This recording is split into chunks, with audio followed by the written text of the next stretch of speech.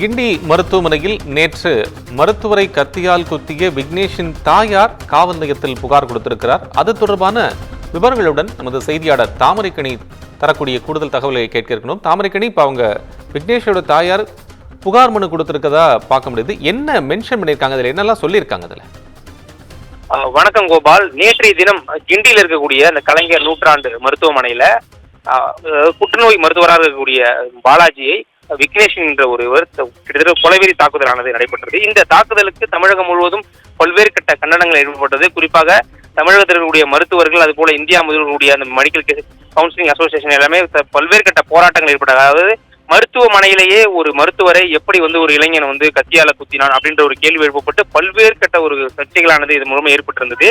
மேலும் அந்த மருத்துவருக்கு அங்கேயே சிகிச்சைகள் அளிக்கப்பட்டு தற்போது அவர் ஒரு இயல்பு நிலையில் இருக்கக்கூடிய சூழ்நிலையில அந்த கத்தி குத்து சம்பவத்தில் ஈடுபட்ட விக்னேஷ் நேற்றைய தினம் நீதிமன்றத்தில் ஆஜர்படுத்தப்பட்டு தற்போது அவர் புழல் சிறையில் அடைக்கப்பட்டிருக்கிறார். இந்த சூழ்நிலையில தற்போது அந்த விக்னேஷனுடைய தாயார் பிரேமா என்பவர் ஒரு காவல் நிலையத்தில் ஒரு புகார் மனுவை கொடுக்க வந்திருக்கிறார். குறிப்பாக கிண்டியில் இருக்கக்கூடிய அந்த காவல் நிலையத்திற்கு தற்போது அவருடைய சகோதரர் லோகேஷ் இந்த புகார் மனுவை காவல் நிலையத்திற்கு தன்னுடைய வழக்கறிஞர் கூட தற்போது வழங்கி வருகிறார். இந்த புகார் மனுவை பொறுத்த வரைக்குமே அந்த புகார் மனுல தான் ஒரு புற்றுநோய் நோயாளி எனவும் தான் சில நாட்களாகவே கிண்டியில் இருக்கக்கூடிய அந்த மருத்துவமனையில சிகிச்சை பெற்று வந்தேன். அந்த சிகிச்சை பெற்று வந்த போது இந்த மருத்துவர் தான் எனக்கு சிகிச்சை அளித்தார். ஒரு தவறான சிகிச்சை எனக்கு அளித்திருக்கிறார். அதன் காரணமாகவே எனது மகன் அவரை தாக்க முயன்றான் அப்படின்ற ஒரு குறிப்பிட்டிருக்கிறார். மேலும் அந்த தாக்க முயன்ற பிறகு, அதாவது கத்தி குத்து சம்பவம் நடந்த பிறகு அங்கிருந்து விக்னேஷ் அங்கிருந்து புறப்பட்ட போது அவரை கிட்டத்தட்ட ஒரு 4-5 பேர் குத்தி மடக்கி அவரை அடிக்கக்கூடிய அந்த காட்சி கூட நேற்று வெளியானது.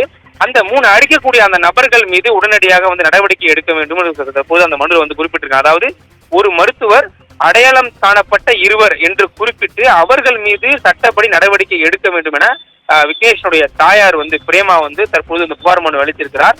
ஏனென்றால் அந்த சம்பவம் நடந்த உடனடியாகவே அங்க விக்னேஷ் என்பவர் அந்த அவர் உபயோகப்படுத்தக்கூடிய அந்த கத்தியை அந்த மருத்துவமனை வளாகத்தில் தூக்கி எறிந்துவிட்டு அங்கிருந்து அவர் நடந்து செல்லக்கூடிய சூழ்நிலையில அவரை ஒரு 3-4 பேர் சுத்தி வளைச்சு அவர் தாக்குவாங்க. அதாவது நீ எப்படி நீ ஒரு மருத்துவரை கத்தியால குத்தலாம் அப்படின்னு சொல்லி அந்த இடத்துல ஒரு தாக்கக்கூடிய நிலைமையானது ஏற்பட்டிருக்கும்.